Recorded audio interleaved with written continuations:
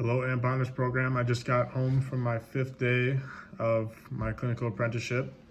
I wore my Paisley tie to clinic today. Shout out to my dog, Paisley. You might notice I'm in my house and not in my car, and that's because I wanted to show you guys something on a couple images on my iPad to better explain some of the things I'll be talking about. So the most interesting case that we had today was a 6-year-old male who had, over the last 5 months, had developed some numbness and tingling in his bilateral toes, and also just over the last month or so, even some tingling and numbness in it, like the tips of his fingers on both sides. He had history of hypertension and hyperlipidemia, which is high blood pressure, high cholesterol, but no known history of diabetes, no family history of diabetes. And the reason I point out diabetes is because a lot of times diabetics will develop neuropathies, and that's kind of where my head went as soon as he was saying the numbness, the tingling, and the distal extremities. Other forms of neuropathy can form from compression of nerves, but with this being bilateral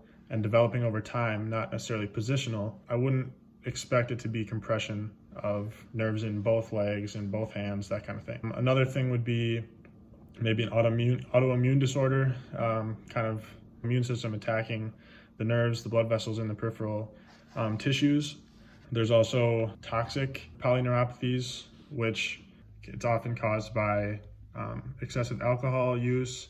Also, tobacco use can have an effect. And this guy actually did a test to excessive alcohol use. He said he was drinking 3 24-packs of beer every week at one point this summer. He's also a 39-year smoker, 1 pack per day, so he's got 39 pack years of smoking. If he were 2 packs per day for 39 years, that'd be 39 times 2.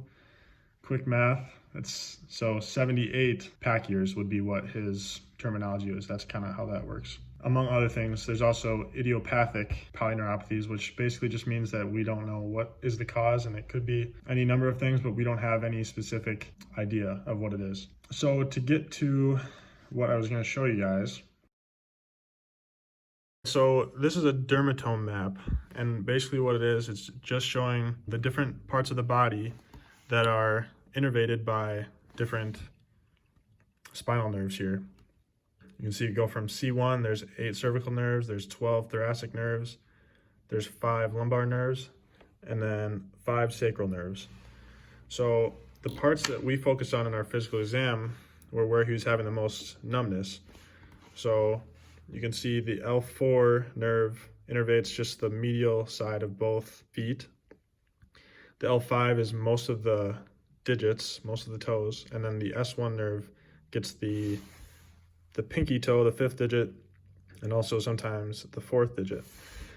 So those were the dermatomes that we were checking with. So we kind of just had him close his eyes. We have a little poker stick.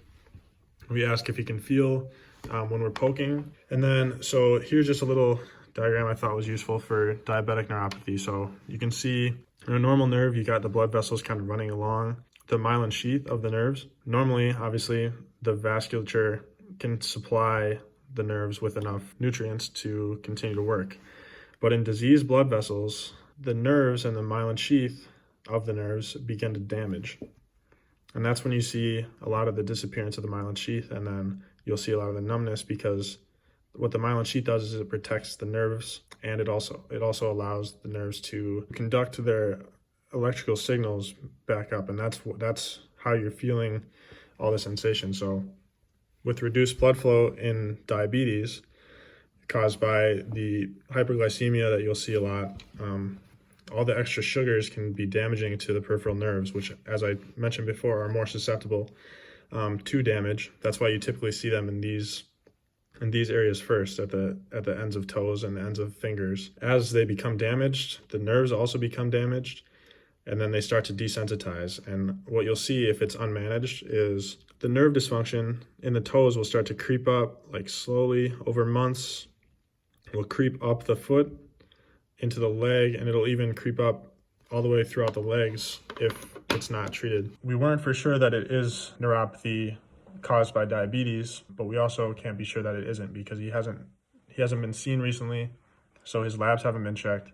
So what my preceptor did was ordered some labs, including the hemoglobin A1C, which is an average of your blood glucose levels over 2 to 3 month span. He also ordered just a point of care glucose to get a good idea of where his blood glucose is at now. Even though it's not a fasting level, it still provides some information. There certainly could be a diabetic factor, but maybe the toxic neuropathy that I was talking about earlier is also playing a factor in that. It's kind of a combination of the two that is leading to this numbness. As for long-term outlook, unfortunately, typically neuropathies like this aren't necessarily reversible. Essentially, what you're doing now is just trying to stop further damage of vasculature and of the nerves in the feet and in the hands by lowering blood sugar in the case of a diabetic neuropathy, or decreasing alcohol use or tobacco use in the case of toxic neuropathies. Thanks for watching. I hope this was educational a little bit. That was probably the coolest case we had today. I also got to inject some lidocaine, some epidermal lidocaine, for a skin biopsy. We were just basically taking off some abnormal moles that had been causing some irritation. Sent them to the lab. My preceptor didn't think it was evidence of melanomas or cancer or anything, but better safe than sorry. So hope you enjoyed. That was my summary of my 5th clinic day. I'm learning more every day, so I hope you guys are too.